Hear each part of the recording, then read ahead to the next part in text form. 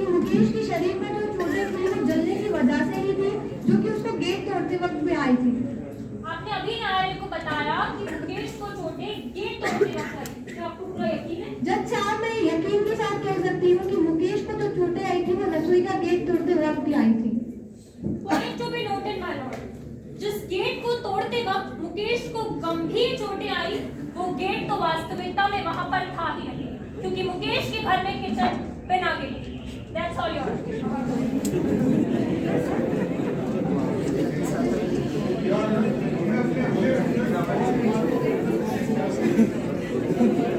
सीधे गेट पे चल रहा था सवाल, गेट पे था ही। DW4 पवन कुमार हाजिर हो। किस चीज़ को बेस बना के तो बेस नहीं भी नहीं है। आय हाय ये वाला ठीक था यार।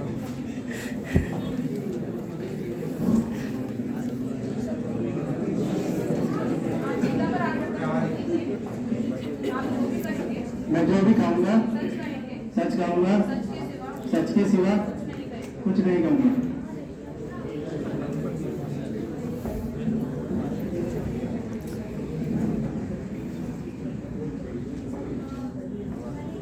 आपका क्या नाम है और मुकेश को आप कैसे जानते हैं? वकील साहब, मेरा नाम पवन कुमार है और मुकेश भटनागर मेरा पड़ोसी है। घटना के बारे में आप क्या क्या जानते हैं, कोर्ट को बताएं।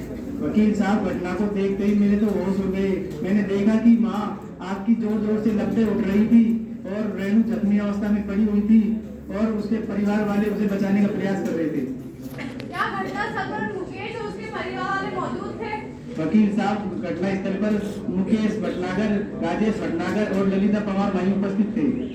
Point to be noted your honour, मेरे चश्मदीद गवाह पवन कुमार ने अभी अपने बयानों में कहा कि उसने मेरे क्लाइंट तीनों को घटना स्थल पर मौजूद पाया, जिससे ये साफ पता चलता है कि उन्हें झूठे केस में फंसाया जा रहा है। That's all your honour, your witness please. Pawan ji, आप न्यायालय को बताइए कि आपको घटना की सूचना कैसे हुई? वकील साहब, घटना स्थल मुकेश के घर से जोर जोर से रोने चिल्लाने की आवाजें आ रही थी, तो मैं तुरंत सुनते ही दौड़ के उनके घर गया। आप घटना स्थल पर कितनी बजे पहुंचे और वहां जाकर आपने क्या क्या देखा? वकील साहब, घटना स्थल पर मुझे समय तो बरोबर याद नहीं है, लेकिन 12 या 1 बजे के करीब पहुंचा और मैंने देखा कि माँ रेणु जख्मी अवस्था में पड़ी हुई थी और उसके परिवार वाले उसे बचाने का प्रयास कर रहे थे। Point to be noted your honour, घटना सुबह 9:30 बजे की है, जबकि हमारे चश्मदीद गवाह 1 बजे पहुंचते हैं। तो जिन गवाहों का जिक्र ये अपने बयानों में कर रहे हैं, जिन परिस्थितियों का जिक्र ये अपने बयानों में कर रहे हैं, वह घटनाक्रम के बाद की है, ना कि घटना के समय की। That's all.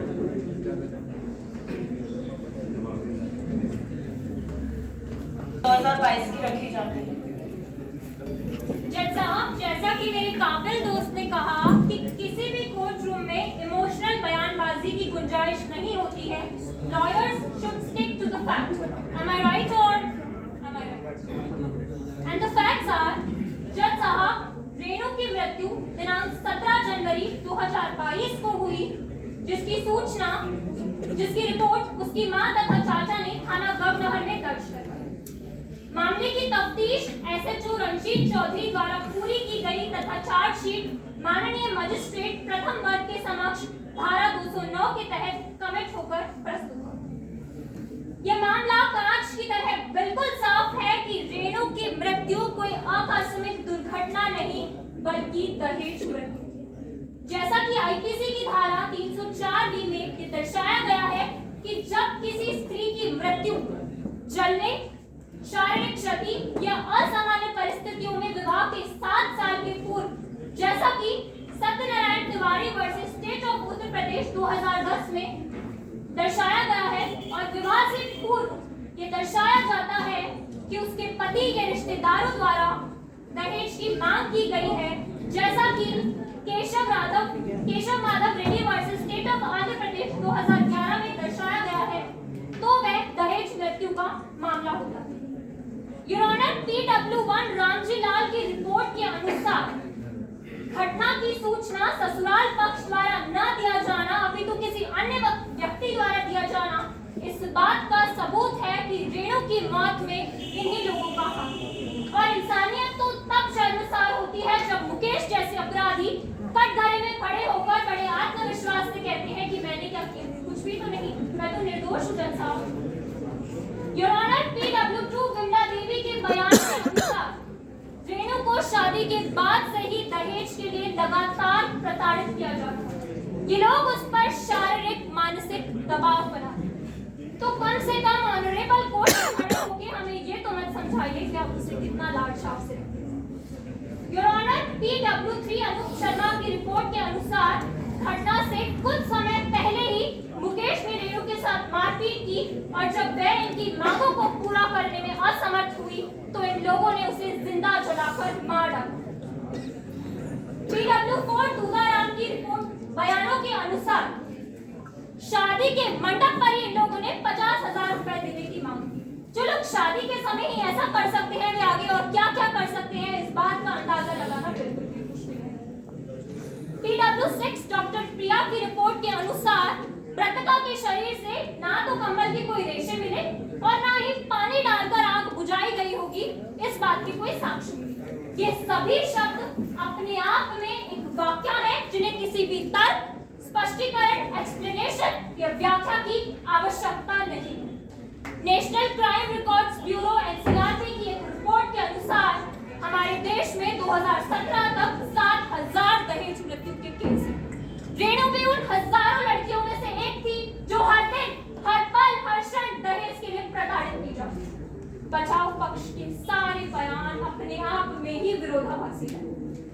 मुकेश का कहना है कि उसने रेणु को बचाने का प्रयास किया, जबकि इसी की बहन शशिकला कहती है कि वो तो वहां था ही नहीं।